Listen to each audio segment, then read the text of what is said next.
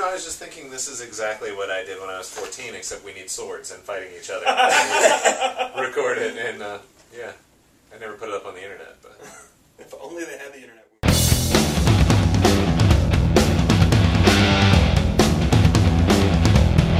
What's up, everybody? This is Clay, and I am here with JR Forasteros and Matt Mikalatos.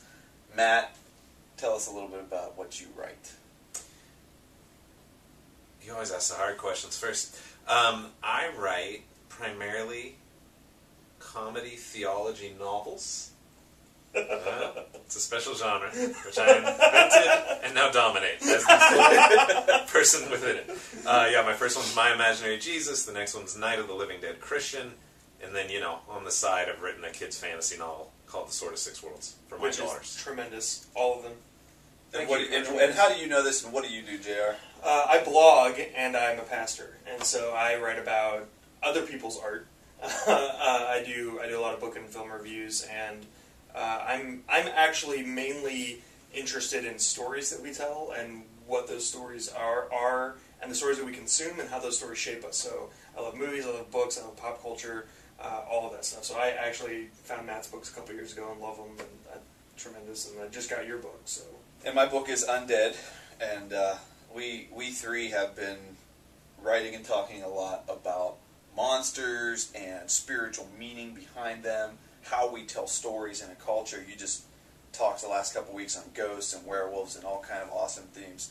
So we thought it would be useful, or at least fun, for us three to take this time around Halloween and the horror genre to talk about why are we the three people in America who seem to be more interested in monsters and, what is it? Spirituality in general.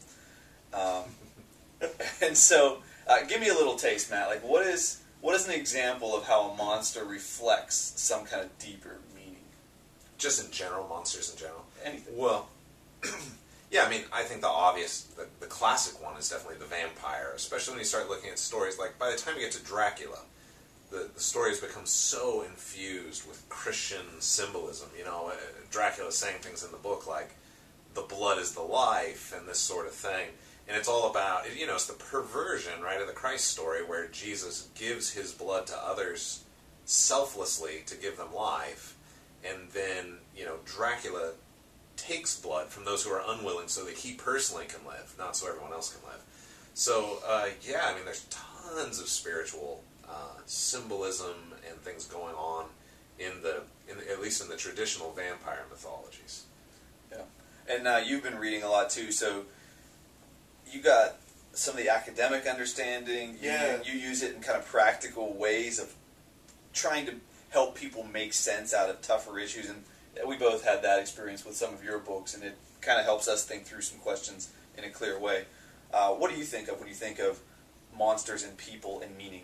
Yeah, well, I read, so I've always loved monsters, and I honestly never gave it too much thought until I read Matt's book, Night of the Living Dead Christian, and saw this idea that monsters can really be metaphors for things about ourselves that we don't like to talk about, so we turn them into monsters.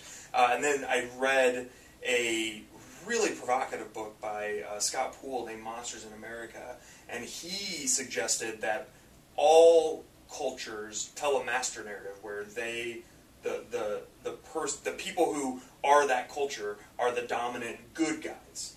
Okay. And it's never totally true. Like, we're never actually always the good guys. Like, we always have flaws. We always have things. But the way we tell the story about our culture, we whitewash that stuff. So, even as Christians, like, especially in the evangelical world, we paint ourselves as the kind of the righteous crusaders for truth, and we have all of the answers and no one else does, and we are saints and everyone else are demons or monsters. And so in his book, Poole argues that the monster stories, he calls them stories that live in the cracks of the master narrative.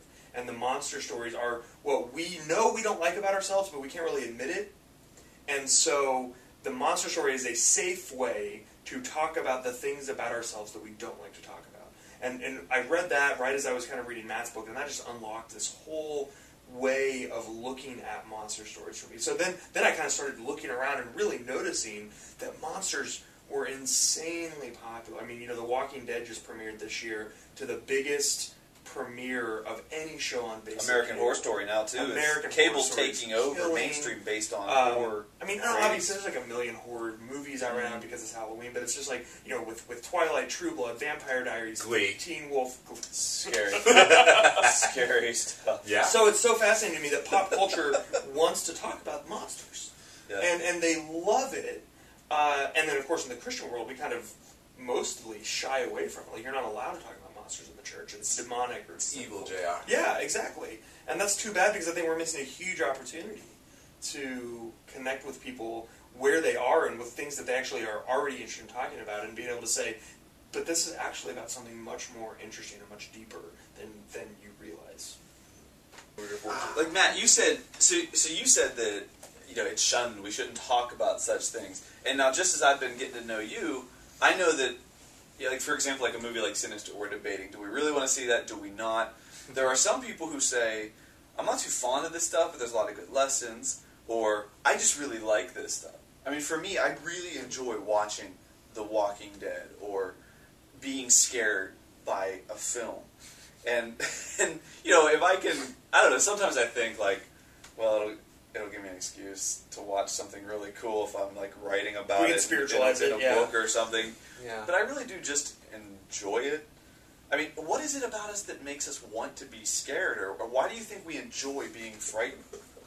I don't know.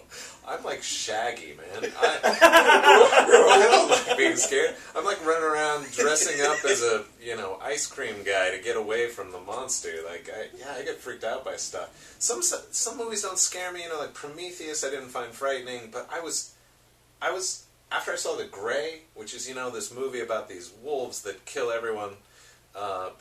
Spoiler alert. We can reverse spoilers. Right, I tell you that. And then we throw fake things out occasionally, so you're not sure if it's a spoiler. Right. Like when, you know, Right. the chipmunk saved everyone.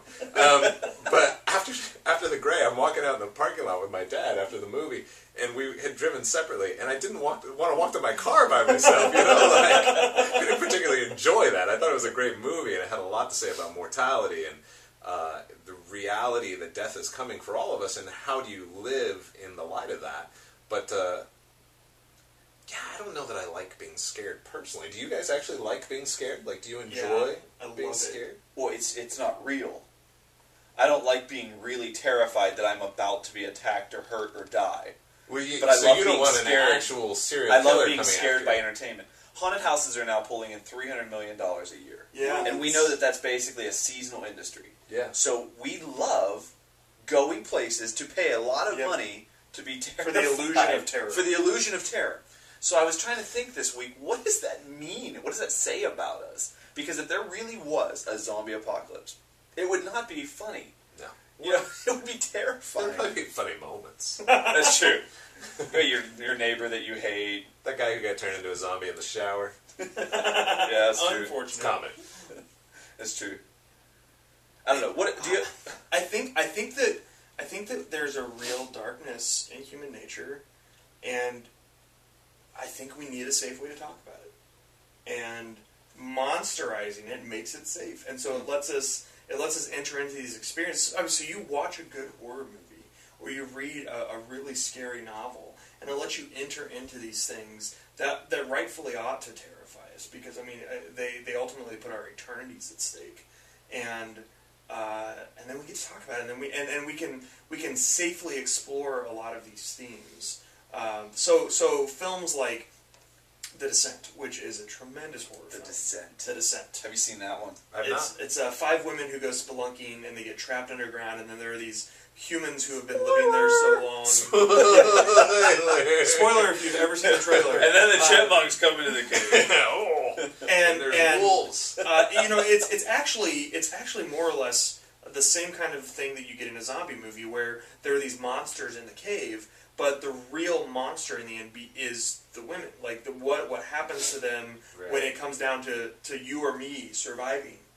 They become monstrous, and they become more dangerous to each other than these monsters in the cave. You know, and every zombie film is really about what happens to civilized people when you take away civilization. Well, The Walking Dead is not a reference, obviously, to the zombies. Right. It's to the living in the show. Yeah. And man, like, you take election time and you look at our political ads and you go, yeah, it wouldn't take us any time to turn on each other. Okay, I was thinking also this week about my favorite monster, especially listening to your series and talking to you again. I was trying to decide, you know, zombies have been like my thing kind of lately, but through my entire life, zombies haven't really been my favorite monster. And I think in a lot of ways, you know, ghosts have been with me longest, but there was always friendly ghosts. There was Casper, there was Scooby-Doo, there was such a cartoonish way about Slimer. Slimer, Ghostbusters. Slimer. Do you guys have a favorite monster, or maybe even within a category, like a favorite particular movie or fiction monster that you just really liked? I know you've always kind of been exposed to these stories. Yeah, that's true. I enjoy most of them, and again, I enjoy them theoretically.